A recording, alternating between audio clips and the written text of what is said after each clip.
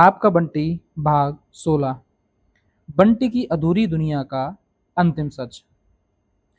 एक और यात्रा। वैसा ही रेल का डब्बा है। पापा हैं और बंटी है। ढेर सारे नए नए लोग हैं। बंटी बैठा बैठा टुकुर टुकुर सबको देख रहा है। फिर भी जैसे उसे कुछ नहीं दिखाई दे रहा है। पता नहीं कैसे क्या हुआ कि उसके भीतर दो आंखें और हो गईं और उसके बाद से ही सब कुछ गड़बड़ हो गया। बाहर की आंखों से वह एक चीज देखता है तो भीतर की आंखें दूसरी चीज देखने लगती हैं। कभी भीतर की चीजें बाहर की चीजों को दबोच लेती हैं तो कभी बाहर की भीतर की चीजों को दबोच लेती हैं। कभी कभी दोनों एक दूसरी में गड़बड़ हो जाया करती हैं कि फिर कुछ भी समझ में नहीं आता। बस सब कुछ गोलमोल अंडा। भीतर ही भीतर कई कान भी उगाए हैं। तभी तो एक बात को ठेल कर दूसरी बात आ जाती है। आवाज के ऊपर आवाज तैरने लगती है और सारी आवाजें मिलकर बस एक शोर। यह सब बंगाल के जादू से हुआ है। और क्या, पहले तो ऐसा कभी नहीं था। उसने कई बार अपने शरीर को छू छू कर देखा है। कहाँ हैं वे आंखें, कहाँ हैं वे कान, पर दिखते नहीं। जादू की चीजें कहीं दिखती हैं? वे आंखें कभी नहीं दिखती, पर उन आंखों से देखे हुए दृश्य बार बार दिखते हैं और दिखते ही चले जाते हैं। ठीक ऐसे जैसे सब कुछ सामने ही हो रहा हो और जो सामने होता है सब गायब हो जाता है। बाहर की आंखें खुले खुले ही बंद हो जाती हैं। ये भी तो जादू ही है। पर किसने किया यह जादू, कब किया, यही पता लग जाए तो फिर जादू ही क्या। उसने तो पीसी सरकार का भी जादू भी देखा नहीं देखा। बॉटनिकल गार्डन का बड़ा पेड़, जू, दक्षिणेश्वर, वेलूर मठ केवल नाम सुने थे। आज भी बस नाम ही जानता है। जब तुम सर्दी की छुट्टियों में आओगे तब सारी चीजें दिखाएंगे बंटी बेटे तुमको। उस समय कलकत्ते का मौसम भी बस वाह। क्रिसमस की छुट्टियां भी रहेंगी। सामान बांधते हुए पापा कह रहे हैं और पापा के भीतर से एक और पापा उभर रहे हैं। कलकत्ता में तुम्हें वो घुमाएंगे बेटे कि बस। हर इतवार को पिकनिक पर और रोज शाम को सैटरडे क्लब। जाते ही तैरना सिखा देंगे। बस फिर रोज तैरना सीखोगे तो अब लड़कियों वाले खेल नहीं। और शाम को बालकनी में बैठे बैठे उसकी आंखों के सामने दूर दूर तक फैली हुई कोलतार की सड़कें एकाएक लहराने लगती हैं और उन पर दौड़ती हुई ट्रामें, बसें, दौड़ते भागते ढेर ढेर आदमी मछलियों की तरह बदल जाते हैं। पानी को चीरते हुए तीर की तरह इधर से उधर तैरते रहते हैं। अरे, तुम इतना चुपचाप क्यों रहते हो बच्चे? ऐसे गुमसुम रहकर मन कैसे लगेगा? आओ मेरे साथ भीतर आओ। चीनू के साथ खेलो, उसे प्यार करो, तभी तो वह तुम्हें भैया कहेगा। और तभी इस आवाज को तैरती हुई एक और आवाज तैर जाती है। बंटी भैया, मैं भी कहानी सुनूंगा। तुम लेटो तो बिस्तर लगा दें, शायद पापा पूछ रहे हैं। एक क्षण बंटी ने पापा की ओर ऐसे देखा है मानो कुछ समझ में नहीं आ रहा है। सचमुच आजकल इतनी चीजें एक साथ घुल-मिल जाती हैं कि कुछ भी समझ में नहीं आता। तुम लेटोगे? शायद उसे गुमसुम देखकर पापा ने फिर पूछा। बंटी ने धीरे से नकारात्मक सिर हिला दिया और सरक कर खिड़की पर दोनों हथेलियां रखीं और उस पर अपनी ठोड़ी टिका ली। आंखों के सामने दूर दूर तक फैले हुए हरे भरे मैदान बिखर गए। बड़े बड़े पेड़ और छोटी छोटी झाड़ियां, बिजली के खंभे और उनमें बंधे हुए तार। कभी लगता जैसे सबके सब उसके साथ साथ दौड़ रहे हैं, दौड़े चले जा रहे हैं। कभी लगता बस वह दौड़ रहा है, बाकी सब छूटते चले जा रहे हैं। उसने गर्दन निकाल कर देखा। सचमुच सभी तो पीछे छूट गए। कोई साथ नहीं दौड़ रहा। सब जहां के तहां खड़े हैं बस। वहीं आगे आगे जा रहा है। फिर ऐसा लगता क्यों है कि साथ साथ दौड़ रहे हैं? मन हुआ पापा से पूछ ले। जरा सी गर्दन घुमाकर देखा, पापा किताब पढ़ रहे हैं। शायद ऐसा ही होता होगा। देखते ही देखते झाड़ियों और पेड़ों से भरे हुए उन मैदानों में सड़कें उभर आईं। लंबी चौड़ी, भीड़ भरी, एक दूसरे को काटती हुई सड़कें। बंटी की टैक्सी दौड़ी चली जा रही है। बंटी कसकर पापा की उंगली पकड़े चारों ओर देख रहा है। नई जगह आने का डर और नई नई जगह देखने की खुशी। देखा, इतने ऊंचे ऊंचे मकान होते हैं यहाँ। बंटी गर्दन ऊंची करके देखता। यह डबल डेकर बस है, 2 तल्ले की। वह जब बैठेगा तो ऊपर जाकर बैठेगा। ऊपर की बस कैसे चलती होगी। यह ट्राम है, रेल की पटरी पर चलती है। यह मैदान है, इतना बड़ा, इतना बड़ा। यह अपना घर है। सीढ़ी चढ़कर एक गलियारे में खड़े पापा बटन दबा रहे हैं। बंटी दरवाजे पर लगी नेम प्लेट देख रहा है। इस समय उसके और पापा के अलावा वहां कोई नहीं है। फिर भी उसने पापा की उंगली पकड़ रखी है, उतनी ही कसकर। इस नई जगह में पापा को छूकर, पापा को पकड़कर कैसा भरोसा भरोसा लगता है। जैसे खट, दरवाजा खुला और बंटी की नजरें नीची हो गईं। अरे, आ गए तुम। मैं सोच रही थी शायद एक आध दिन की और हो जाए इस बार। एक औरत की आवाज। नीची नीची नजरों से सिर्फ पंजों का थोड़ा सा हिस्सा, चप्पल और साड़ी का बॉर्डर दिखाई दे रहा है। पहली बात मन में उभरी, ये मम्मी नहीं है। मम्मी के पैरों को वह खूब पहचानता है, उनकी चप्पलों को भी और उनकी साड़ियों के बॉर्डर को भी। ओहो, ये है बंटी साहब। तुम तो बहुत प्यारे प्यारे हो भाई। और एक बाह पूरी पीठ को घेरती हुई उसके कंधे पर आ टिकी। नए सिरे से फिर उभरा, नहीं, ये मम्मी नहीं है। मम्मी की बाहें, मम्मी का छूना, और एकाएक ही बड़ी जोर से मम्मी की याद आने लगी। पापा की उंगली की पकड़ और ज्यादा कस गई। हमारे पास आओ बच्चे, इतना शर्मा क्यों रहे हो। बच्चे। झट से बंटी की नजरें ऊपर उठी। सामने जो चेहरा था उसमें दीपा आंटी का चेहरा घुल मिल गया। पर फिर धीरे धीरे सामने वाला चेहरा खूब साफ होकर उभर आया। मुस्कुराता हुआ चेहरा, पर दीपा आंटी से भी अलग, मम्मी से भी अलग। नजरें फिर झुक गईं। वह पापा से और ज्यादा सट गया। पापा रास्ते में जिस मीरा की बात कर रहे थे वह यही है शायद। बंटी को अब इन्हीं के साथ रहना होगा। बहादुर, चीनू को इधर लाओ। एक लड़का गोद में एक गोरे गुदगुदे से बच्चे को लेकर भीतर आया। चीनू बेटा। पापा ने हुमस कर बाहें फैलाई और उस बच्चे को गोद में ले लिया। बंटी बेटा, पापा क्या सबको इसी तरह गोद में ले लेते हैं। बंटी, यह तुम्हारा छोटा भाई है चीनू, खेलोगे इसके साथ, खूब हंसेगा। तो बंटी को एक बार फिर फूले फूले गाल वाला चेहरा देखने की इच्छा हो गई। उसने आंखें उठाकर देखा तो उस चेहरे के पीछे कहीं अमी का चेहरा भी उभर आया। यह अमी है, तुम्हारा छोटा भाई। और साथ ही ख्याल आया जोत क्या कर रही होगी इस समय। आओ, तुम्हें घर दिखा दें। यह तो बैठने और खाने का कमरा हो गया ना, और यह देखो सोने का कमरा। तब उस नीले कमरे से अलग करके ही इस कमरे को देखना पड़ा। डॉक्टर साहब पापा से लंबे हैं। सोने के कमरे से जुड़ा हुआ यह छोटा सा कमरा अब यह तुम्हारा कमरा होगा। बंटी छोटा तो बंटी का कमरा भी छोटा। और यह बालकनी। यहाँ खड़े होकर कलकत्ते का शोर शराबा देखो। और घूमकर वह फिर बैठने वाले कमरे में आ गए। बस हो गया घर। इतने से घर में रहते हैं सब लोग, कोई खुली जगह भी नहीं।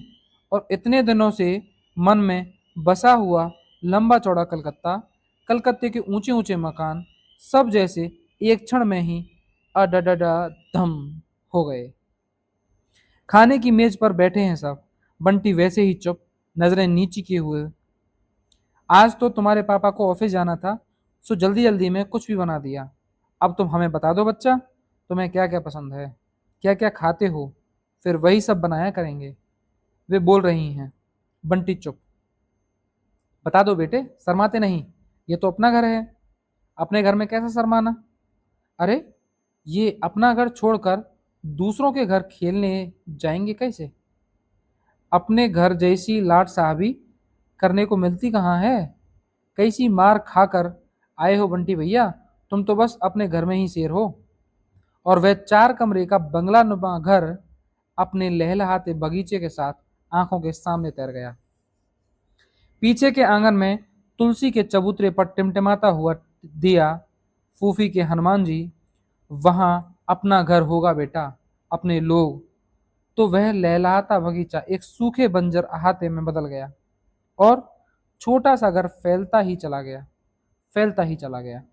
यह नीम का पेड़ बाबा ने पापा के जन्म के साथ हो गया था और दोनों घर एक दूसरे में डूबने उतरने लगे और फिर धीरे धीरे सब गायब। बस काले काले धब्बे, गोलमोल अंडा। बंटी, कुछ खाओगे बेटे? निकाल दें तुम्हें? बंटी चौंका। पता नहीं पापा कब से उसके पास खड़े खड़े उसका कंधा झकझोर रहे हैं। गर्दन भीतर की तो देखा, बैठे हुए लोग किसी बात पर जोर जोर से बहस कर रहे हैं। वह तो सुन ही नहीं रहा था, बाहर के कान बंद थे शायद। भूख लगी है?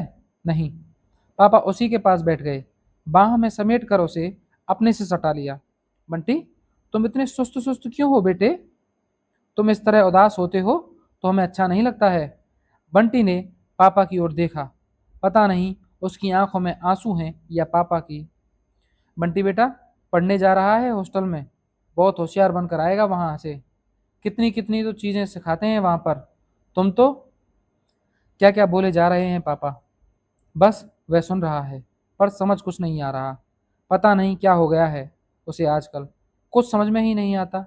उस दिन भी पापा की कोई बात समझ में नहीं आई थी शायद, तभी तो सब गड़बड़ हो गया।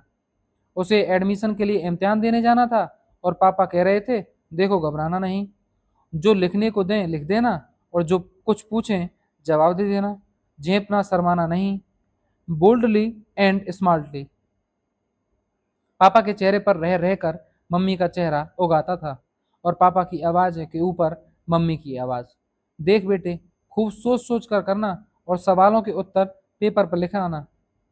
फिर तैयार करते हुए एक का दाम दिया हो और ज्यादा का पूछे तो गुणा करना और ज्यादा का देकर एक का पूछे तो भाग।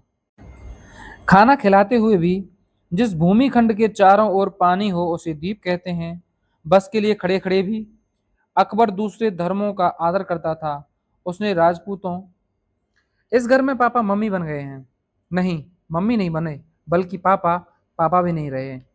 दूर रहते थे तो लगता था पापा बहुत पास हैं, पापा की हर चीज़ ये वह जानता है, पर पास रहकर लगता है पापा को वह जानता ही नहीं। दूर रहकर भी कई बार उसने पापा को फाइलों में डूबे हुए देखा है, ललाट पर 3 सल और खूब गंभीर चेहरा लिए हुए। कई बार वॉश बेसिन पर शेव करते और नाश्ता की मेज पर अखबार पढ़ते हुए पापा उसकी आंखों के सामने उभरे हैं। पर यहाँ जब पापा को मेज पर सेव करते हुए देखा और दीवान पर लेटकर अखबार पढ़ते हुए देखता है तो ख्याल आता है वे शायद टीटू के पापा थे और वे शायद डॉक्टर साहब थे। इन पापा को तो भीड़ बड़ी ट्राम। पापा ने उसे उठा दिया और खुद पापा ने उसे बिठा दिया और खुद डंडा पकड़कर खड़े हो गए। बंटी की आंखें ही नहीं बल्कि रोम रोम जैसे पापा पर अटका है। वह सड़क की ओर भी नहीं देख रहा, कहीं पापा उतर जाएं और वह भीतर ही रह जाए तो। ट्राम तो रुकती है और खट से चल देती है। हर बार ट्राम जब चलती है तो उसे लगता है जैसे वह पीछे छूट गया है और डर के मारे उसकी सांस रुकने लगती है। मन हो रहा है उठकर पापा को पकड़ ले, पर अपनी जगह से हिला तक नहीं गया। पापा का हाथ पकड़कर उतर गया, फिर भी दहशत जैसी की तैसी बनी हुई है। कितनी भीड़ है सड़क पर यहाँ के लोग क्या घरों में नहीं रहते, सड़कों पर ही घूमते रहते हैं।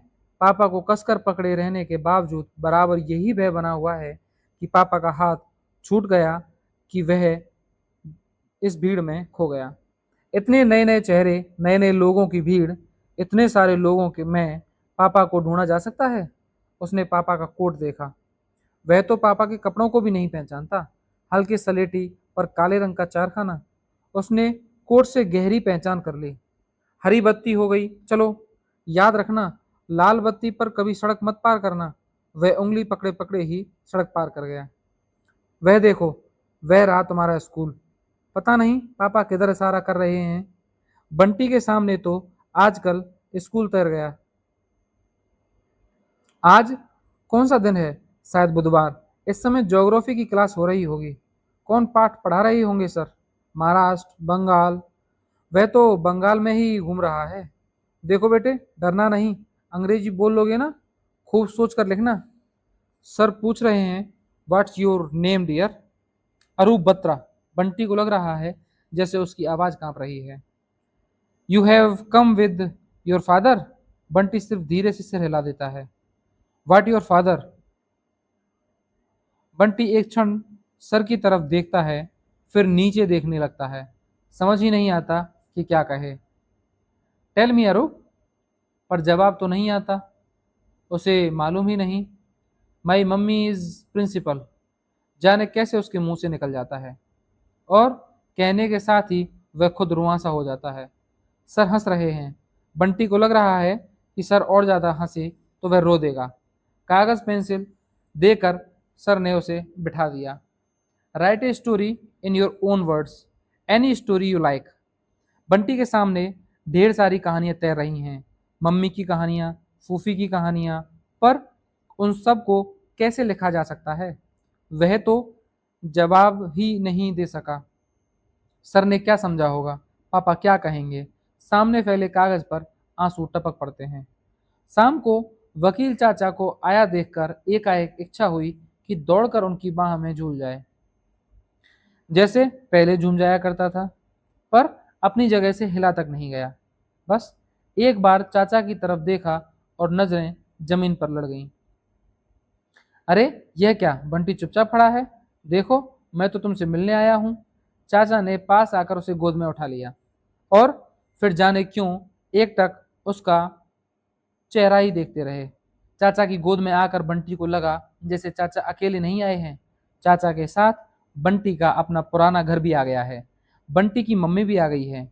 और तभी ख्याल आया, पहले चाचा आते थे तो पापा की खबर लेकर देते थे, पापा की भेजी हुई चीजें लाकर देते थे। अब उसने बड़ी उम्मीद से चाचा की ओर देखा। अरे वकील चाचा आप? वे भीतर से आ गईं। क्या हुआ? दे आया टेस्ट? हो गया एडमिशन? चाचा ने बंटी को एकदम अपने से सटाकर बिठा लिया, पर उसका मन हो रहा है उठकर यहाँ से भाग जाए। नजरें हैं कि जमीन में धंसती चली जा रही हैं। कहाँ हुआ एडमिशन? कुछ किया ही नहीं, शायद नर्वस हो गया था कि वे बोल रही हैं। और तभी कहीं से उभर कर आया, फूफी आज हलवा बनाओ। बंटी बेटा सेकंड आया है तीनों सेक्शन में।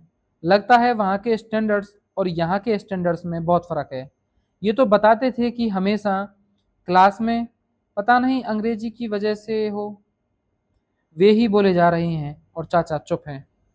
चाचा चुप रहें और कोई और बोले, मतलब कुछ गड़बड़ है। बंटी का मन हो रहा है कि कहीं चला जाए। इस स्कूल में तो थोड़ी जान पहचान भी थी। अब आप ही इनसे बात करिए चाचा, मेरी बात तो ये सुनते ही नहीं, यूं भी मेरा बोलना। बंटी को लग रहा है कि चाचा की नजरें जैसे उसी पर गड़ी हुई हैं। मैंने इतना समझाया कि देखो, अभी मत लाओ, पहले उसके एग्जाम्स होने दो, छुट्टियों में लाकर यहाँ रखना। यदि हिल जाए, उसका मन लग जाए तो यहाँ भर्ती करा देना, वरना बच्चे के साथ भी तो कितनी जाती है। पर इनको तो जैसे झक सवार हो गई है। रात भर नींद नहीं आती थी। चाचा क्यों नहीं कुछ बोल रहे? पता नहीं वहां से भेज भी कैसे दिया इस तरह। मैं तो बाबा, और कसकर चीनू को उन्होंने छाती से लगा लिया। चाचा शायद बोलेंगे ही नहीं। बंटी झटके से उठा और बाहर बालकनी में आ गया। किसी ने उसे रोका नहीं, किसी ने उसे बुलाया भी नहीं। वह पापा से कहेगा कि पापा उसे वापस मम्मी के पास भेज दें। वह यहाँ रहेगा भी नहीं, यहाँ पढ़ेगा भी नहीं। वह अपने स्कूल में ही पढ़ेगा, पर बाहर के ढेर ढेर शोर में जैसे उसका अपना सोचना भी दब गया। धुआं उड़ाती हुई बसों का शोर, ट्रामों की टनटन, मोटरों की पीपी, आदमियों का शोर, शाम का अखबार बेचने वालों का शोर, तरह तरह की चीजें बेचने वालों का शोर। कितना शोर हो रहा है चारों ओर। अरे यह तो स्टेशन आ गया। थोड़ी देर नीचे उतरोगे बेटे? पापा पूछ रहे हैं। बंटी ने सिर हिला दिया, पर पापा उतर गए तो लगा जैसे वह अकेला छूट गया है। नजरें पापा के साथ लगी लगी चलने लगी। पापा हाथ में धोने लिए चले जा रहे हैं। लो खाओ। सामने समोसे और नमकीन सेव रखे हैं। बंटी खाने लगा। मिर्च तो नहीं लग रही है ना? बंटी ने सिर हिला दिया। पानी दिया तो पी लिया। सीटी, हरी झंडी, फिर सीटी। गाड़ी धीरे धीरे सरकने लगी। प्लेटफॉर्म प्लेटफॉर्म की सारी भीड़, सारा शोर पीछे छूटता चला गया। पापा फिर उसके पास आकर बैठ गए। उनका एक हाथ उसके कंधे पर आ टिका है। अब बिल्कुल डरने की बात नहीं है बेटा। वहां कोई इम्तिहान नहीं होगा। मैंने सारी लिखा पढ़ी कर ली है, बस अब तो सीधा क्लास में। पता नहीं कितनी बार पापा ये बात कह चुके हैं और हर बार मन ही मन उसने दोहराया है, my father is divisional manager. पापा की एक एक बात उसने रट ली है, पर हो सका। बंटी ने खिड़की पर थोड़ी टिका ली और बाहर का तो कुछ भी नहीं दिखाई दे रहा। शायद भीतर की आंखें खुल गई हैं। अपने पास लेटाकर पापा समझा रहे हैं, यहाँ नहीं हुआ तो कोई बात नहीं, मैंने हॉस्टल के लिए चिट्ठी लिख दी है। बंटी बहुत हिम्मत जुटा रहा है कि कह दे कि वह हॉस्टल नहीं जाना चाहता। रात भर वह जो सोचता रहा है सब कह दे, पर कुछ भी तो नहीं कहा जाता। हॉस्टल में तुम्हें अच्छा लगेगा, तुम्हारी उम्र के बच्चों को तो हॉस्टल में ही रहना चाहिए। अपने बराबरी के बच्चों के साथ पढ़ो, उन्हीं के साथ खेलो, उन्हीं के साथ रहो, वहाँ तुम्हें अच्छा लगेगा बंटी। वहाँ जोत है, अमी है, उनका साथ रहेगा। यहाँ अकेले अकेले कितना बोर होता है। प्रिंसिपल मेरा दोस्त है, लोकल गार्जियन रहेंगे, इतवार को अपने घर ले जाएंगे, उन्हें पापा ही समझना। तैरता हुआ डॉक्टर जोशी का चेहरा सामने से निकल गया। तू उन्हें पापा क्यों नहीं कहता रे? हॉस्टल की कितनी बातें पापा बता रहे हैं। बंटी दिमाग पर बहुत जोर लगाता है, पर फिर भी हॉस्टल की कोई तस्वीर उसके सामने नहीं उभरती। पहले पापा जब कलकत्ते की बातें बताया करते थे, तो कलकत्ते की कितनी तस्वीरें उभरती थीं उसके मन में। एक एक जगह ही अनेक अनेक तस्वीरें। बंटी, तुम अपनी बनाई हुई तस्वीरें नहीं लाए बेटा? मीरा, जानती हो, यह बहुत बढ़िया पेंटिंग करता है, वकील चाचा को बना कर देगा कि नहीं एक? तुम हॉबी की तरह बागवानी ले सकते हो, पेंटिंग ले सकते हो। कलकत्ते में तो बागवानी के लिए कोई गुंजाइश ही नहीं है। सारा शौक सारा शौक ही मर जाएगा हॉस्टल में तो। हॉबी, तस्वीरें, बागवानी, कलकत्ता, हॉस्टल, सब एक दूसरे पर चढ़ते चले आ रहे हैं, एक दूसरे में घुलते जा रहे हैं। पापा और भी जाने क्या क्या बताते समझाते जा रहे हैं, दुलारते और थपकते रहे। और जब उसने आंखें मूंद ली तो उठकर अपने कमरे में चले गए। नींद में उसने देखा कि वह पापा की उंगली पकड़े पकड़े स्कूल से निकल रहा है और पापा डांट रहे हैं, गुस्सा हो रहे हैं। जोड़ बाकी के मामूली से सवाल तक नहीं आए। सारे समय उंगली पकड़े पकड़े रहते हो चिपकू कहीं के, तभी तो किसी के सामने बोला नहीं जाता। या तो लड़कियों की तरह रोगे, शर्माओगे, या और उन्होंने उंगली छुड़ाकर उसे अलग कर दिया है। अलग होते ही बंटी जैसे भीड़ में खो गया है। बदहवास सा वह चारों ओर देख रहा है, दौड़ दौड़ कर लोगों को पकड़ रहा है, पर जिसे भी पकड़ता है वही धीरे से हाथ छुड़ाकर आगे चला जाता है। नए नए चेहरे, नए नए लोग, नई नई जगह है। वह जोर से चीख पड़ा, पापा! बंटी, बंटी बेटा! किसी ने जैसे उसे गोद में उठा लिया है। उसका नाम कौन जानता है? चेहरा नहीं दिख रहा, सिर्फ आवाज। डर गए बेटा? सपना देखा था? देखो मैं पापा। वह आंखें फाड़ फाड़ कर देख रहा है। सामने पापा का चेहरा दिखाई देता है। यह क्या? वह रो रहा है? नहीं, उसकी आंखों में नहीं, पापा की आंखों में आंसू हैं शायद। पापा ने उसे फिर से सुला दिया। कमरे में फिर से अंधेरा हो गया। सिर्फ आवाजें तैर रही हैं। अंधेरे की आवाजें भी कितनी अलग तरह की होती हैं।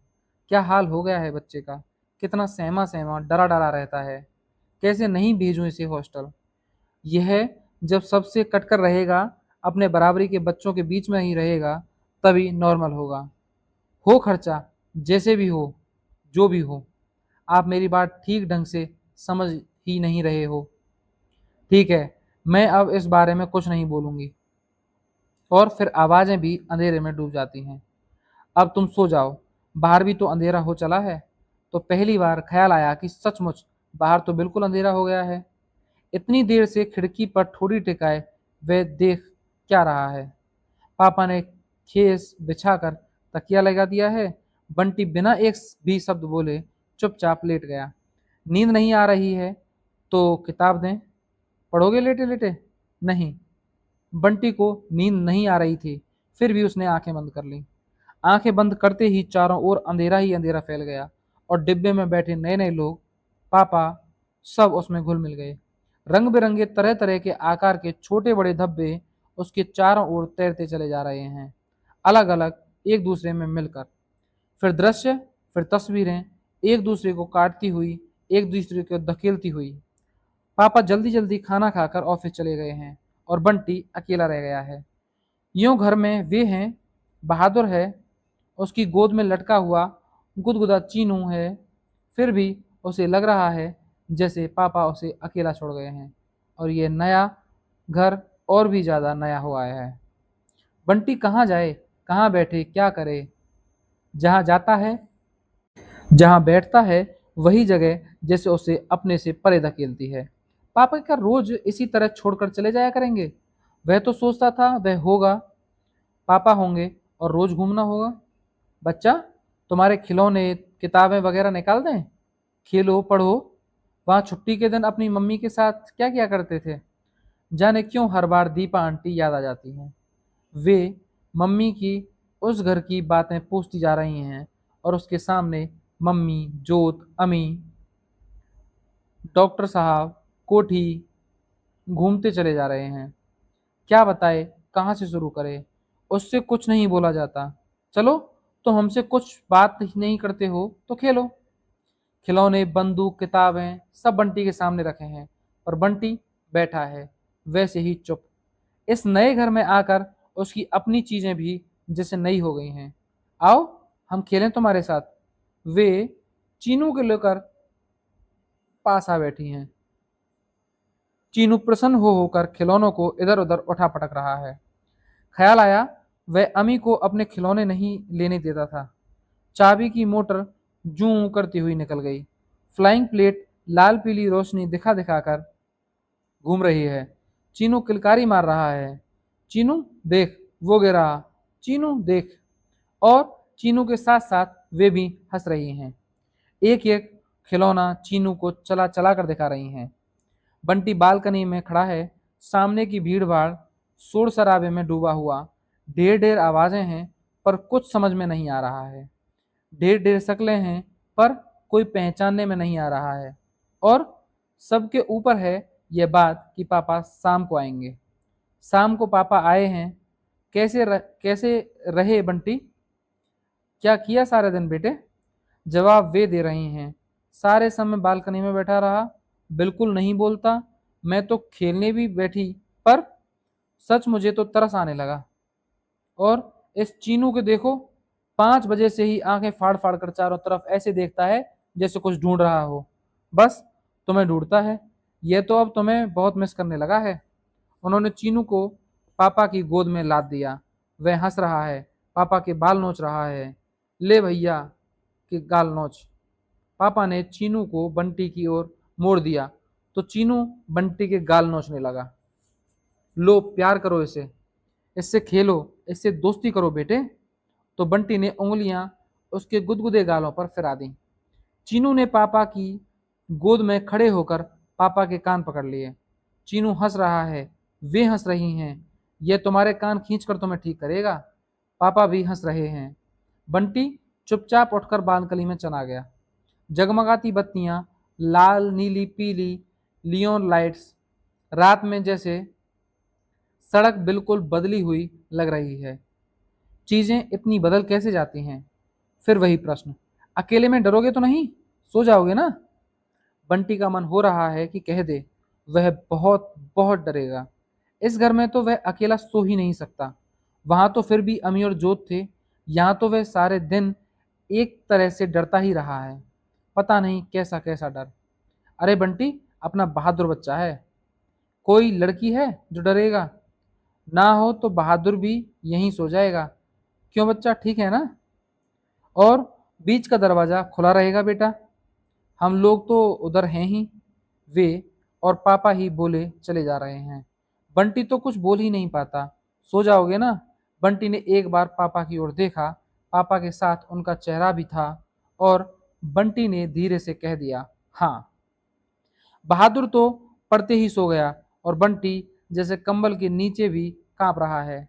अपने अपने पलंग पर सोते हुए अमी और जोत, उस कमरे से आया हुआ रोशनी का टुकड़ा, बातों के टुकड़े, सबको जैसे पकड़ने की कोशिश कर रहा है। खट, उधर की बत्ती बंद हो गई तो जैसे हाथ से वह रोशनी का टुकड़ा भी फिसल गया। जोत और अमी के पलंग भी जैसे कहीं अंधेरे में डूब से गए। सिर्फ आवाजें, और फिर बंटी जैसे बिल्कुल अकेला हो गया। गंदी बात, क्या पापा और ये भी? इच्छा हो रही है कि उठकर देखे। वहीं दृश्य अंधेरे में से जैसे चारों ओर लटक गया। जाने कैसी हिम्मत आ गई। दबे पैरों बंटी दरवाजे पर आकर खड़ा हुआ। झांक कर देखा, अंधेरा घुप, कहीं कुछ दिखाई नहीं दे रहा। तभी एक छोटा सा लाल तारे जैसा कुछ चमक उठा। लाल सुर्ख, क्या है ये? कौन? बंटी दौड़कर अपने बिस्तर में दुबक गया। पर बिस्तर में लेटकर भी बंटी का दिल धक धक कर रहा है। वह लाल लाल क्या चमक रहा था? पापा ने देखा तो नहीं?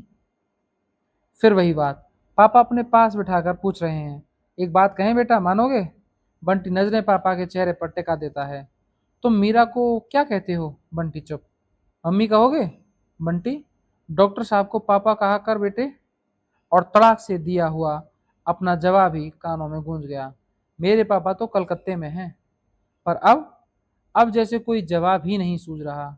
वह सिर्फ पापा की ओर देखता रहता है। छोटी मम्मी ठीक है? तो आंखों के सामने जैसे मम्मी आकर खड़ी हो गई। बंटी की नजरें झुक गईं। शर्म आती है? शर्म की क्या बात, मम्मी ही तो हैं। वहां की मम्मी वे, यहाँ की मम्मी ये, कहोगे ना? बंटी ने धीरे से हाँ कह दिया, और कहने के साथ ही जैसे भीतर की आंखें रो पड़ी। पापा पीठ थपथपा रहे हैं। उन्होंने कहीं देख तो नहीं लिया? लड़की की तरह रोते हो? बच्चे उठो बच्चे, बहुत दिन हो गया। बंद आंखों से ही बंटी सुन रहा है, और भीतर ही भीतर सिकुड़ा चला जा रहा है, शर्म से, डर से, दुख से। अरे यह क्या, इसी कर दी? उसके बाद कुछ पता नहीं।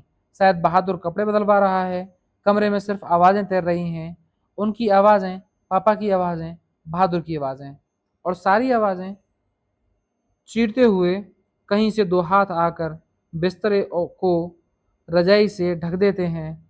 उसके चारों ओर शॉल लिपट जाता है। सब गुपचुप। बहादुर, ये चद्दर धुलने डाल दे, और गद्दे के उतने हिस्से को धोकर बाहर फैला दे। गद्दा बाहर फैल गया है, और सड़क पर चलते हर आदमी को भी जैसे मालूम पड़ता जा रहा है कि अब बंटी कहाँ खड़ा हुआ करेगा। अपने घर में तो कभी कभी बिस्तर में सूसू नहीं की उसने, पर अब शाम को सब जैसे के तैसे हो गए। बस पापा का चेहरा जाने कैसे एकदम मम्मी के चेहरे की तरह हो गया है। खाने की मेज पर बैठे बंटी को बराबर लगता रहा कि जैसे पापा की आंखें भी उसकी प्लेट पर चिपक कर उसे घूरेंगी। उससे प्लेट की तरफ नहीं देखा जा रहा, उनकी और पापा की ओर भी नहीं देखा जा रहा है। अपने में ही सिमटा सिकुड़ा वह बैठा है, और बिना कहीं देखे ही लग रहा है जैसे आ बा सा। एकाएक ही लगा जैसे उसे बहुत जोर से सुसु आ रही है। ओह, पता लग गया। अभी कहीं भीतर ही हो जाती तो रेल में बैठे इतने आदमियों को भी मालूम पड़ जाता। कहीं हॉस्टल में भी हो गई तो? वह झटके से उठा। बाहर सारा डिब्बा रोशनी से भरा हुआ है। सामने बैठे हुए पापा किताब पढ़ रहे हैं। क्या बात है बेटे? पापा पूछ रहे हैं। पापा को देखकर, पापा की आवाज़ सुनकर लगा जैसे वह पता नहीं कहाँ से। बाथरूम जाऊंगा। पापा उसके साथ बाथरूम तक चलते हैं। भीतर कोई है? वे दोनों बाहर ही खड़े हो गए। पापा ने एक सिगरेट लगा ली और खिड़की की तरफ सरक गए। बाहर खूब अंधेरा। पापा ने सिगरेट का एक कस खींचा तो सिरा दमक उठा। लाल तारा। बाहर से गाढ़े अंधेरे में जाकर वह तारा टक गया। एक रहस्य था जो खुल गया। बंटी जैसे कहीं से हल्का हो गया। हिलती ट्रेन में बाथरूम जाने में उसे थोड़ा डर लगता है, पर हिम्मत करके घुस गया। अब खाना खाकर ही सोना। पापा टोकरी में से डिब्बे निकालने लगे। बंटी खिड़की में से झांकने लगा। स्याह अंधेरे में जुड़े हुए रोशनी के छोटे छोटे चौखटों की पूरी कतारें उसके साथ साथ दौड़ी चली जा रही हैं। एक क्षण को बंटी का मन कहीं से पुलक आया। मन हुआ हाथ निकालकर एक चौखटे को पकड़ ले। सिर आगे किया तो सामने वाले चौखट पर ही एक काला सा धब्बा उभर आया।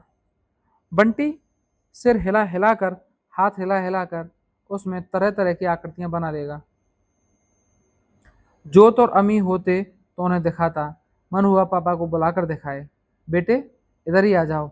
और खाते हुए बंटी ने पहली बार डिब्बे में बैठे हुए लोगों को देखा। डिब्बे को पूरी तरह देखा, लगा जैसे वह अभी अभी डिब्बे में घुसा है। यह मूछ वाला आदमी उसके सर जैसा नहीं है। उसने एक पूरी और ली, उसी से उसे अच्छी लगी। खाना खाकर वह पापा को भी रोशनी के चौकटे दिखाएगा। क्यों साहब, हॉस्टल का खर्चा कितना पड़ जाता होगा? तो उस आदमी को मालूम है कि यही करीब 250 के करीब। लेकिन और पापा ने बात बीच में ही छोड़ दी।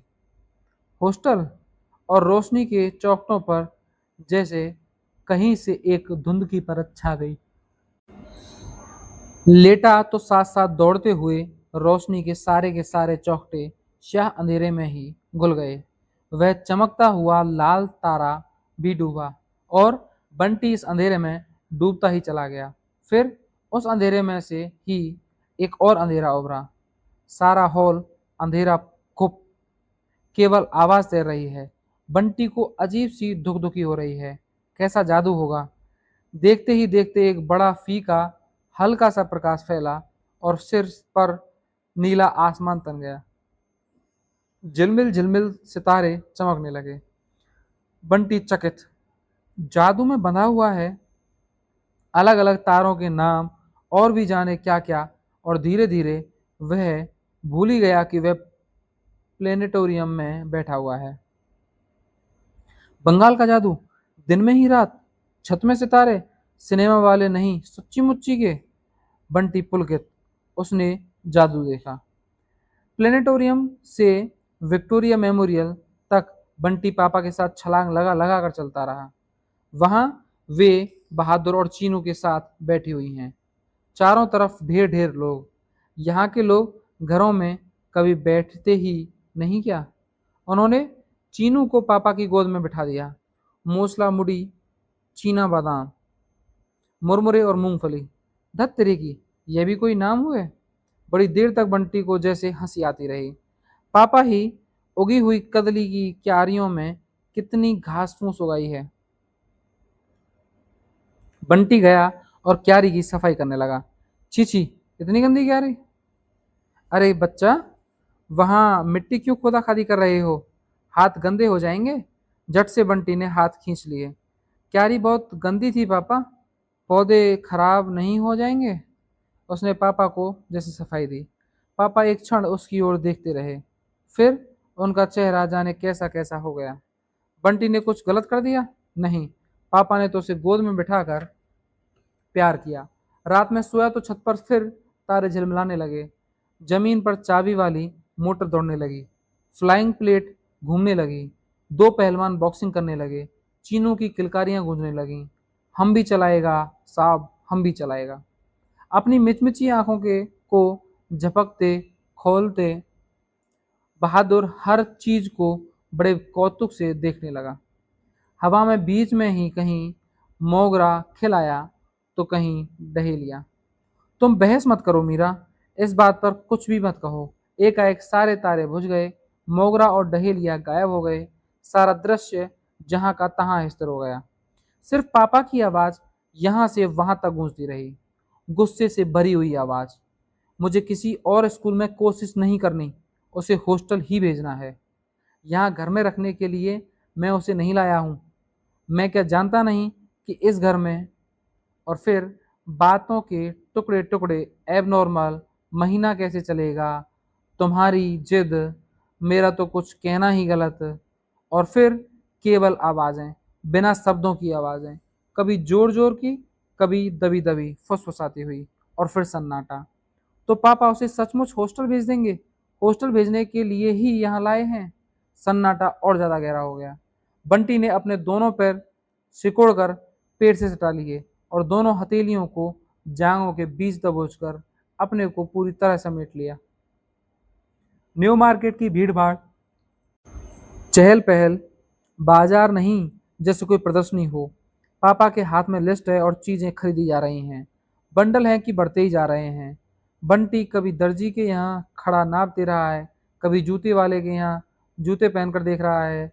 एक साइज बढ़ा ही दो, बच्चे को बढ़ते देर नहीं लगती। जूते, मोजे, बनियान, पैंट्स, शर्ट्स, जाने कितनी चीजें हैं। बंटी को सिर्फ पापा के साथ रहना है, अपना नाप देना है, चुनने का तो कोई प्रश्न ही नहीं। कपड़ा, रंग, डिजाइन, संख्या सब कुछ पहले से ही तय है। ये वाला नहीं वो वाला, नीला नहीं ब्राउन, बटन नहीं जिप, एक नहीं दो। मम्मी को तो वह परेशान कर देता था। लिस्ट पर टिक मार्क लगाता जा रहा है। सूटकेस, अटैची, एयरबैग, होल्डर, सब पर बंटी का नाम।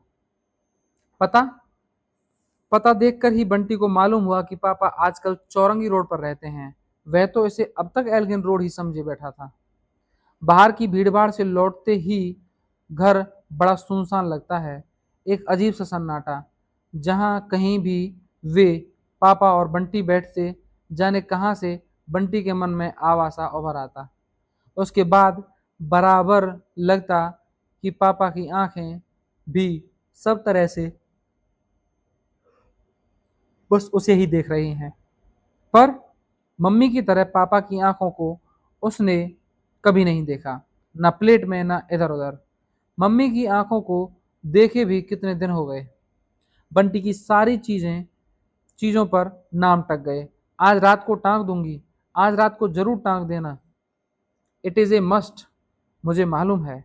और रात में बंटी बाथरूम जाने के लिए उठा तो देखा अपने चारों ओर ढेर सारे कपड़े फैलाए, वे नाम टाक रही हैं। बंटी एक क्षण ठिठक कर देखता रहा। जा बेटे, तू जाकर खाना खा ले और सो जा, मैं सब कवर चढ़ा दूंगी। क्षण भर को दोनों चेहरे, दोनों दृश्य एक दूसरे में घुल मिल गए। सामान बंद रहा है, उसके पुराने कपड़े, उसके खिलौने, उसका बक्सा सब अलग करके रख दिए गए हैं। बंटी चुपचाप बैठा बस देख रहा है, और कहीं उभर रहा है, ये सब खिलौने इस टोकरी में जमा दो बंसीलाल, ये सब बंटी की पसंद के खिलौने हैं। बंदूक नहीं आ रही तो हाथ में ले जाएगा, ये तो उसकी खास चीज है। बहादुर और चीनू उन खिलौनों पर जुटे हुए हैं। टैक्सी नीचे खड़ी है, बहादुर सामान उतार रहा है, सारा नया नया सामान। उसका नाम ना हो तो वह इनमें से एक भी चीज को पहचान भी ना पाए। वे नीचे खड़े हैं, बहादुर चीनों को लिए खड़ा है, पापा पीछे सामान जमा रहे हैं। प्यार करवा कर और नमस्ते करके बंटी टैक्सी में बैठ गया। जाने कैसे मम्मी का चेहरा रह रहकर उनके चेहरे पर चिपक जाता है। पूरा का पूरा दृश्य किसी और दृश्य के साथ घुल मिल जाता है। कभी वे मम्मी बन जाती हैं, कभी वे रह जाती हैं। टैक्सी चली तो उन्होंने हाथ जरा सा ऊपर उठाकर हिला दिया। वे, बहादुर, चीनू सब पीछे छूट गए। एक क्षण को आंखों के सामने वह कमरा उभर आया जिसमें अभी अभी वह अपना सारा सामान और खिलौने छोड़कर आया है।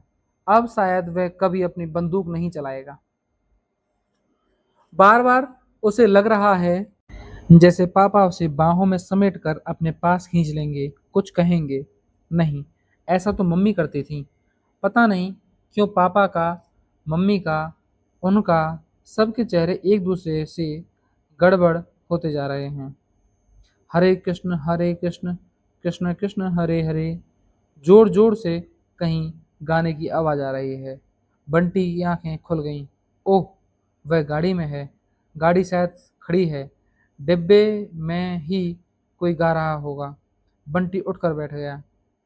दो लड़के लकड़ी की टिकड़ी बजा बजा कर गा रहे हैं, झूम झूम कर। पानी पियोगे बेटा? उसे उठा देखकर पापा ने पूछा।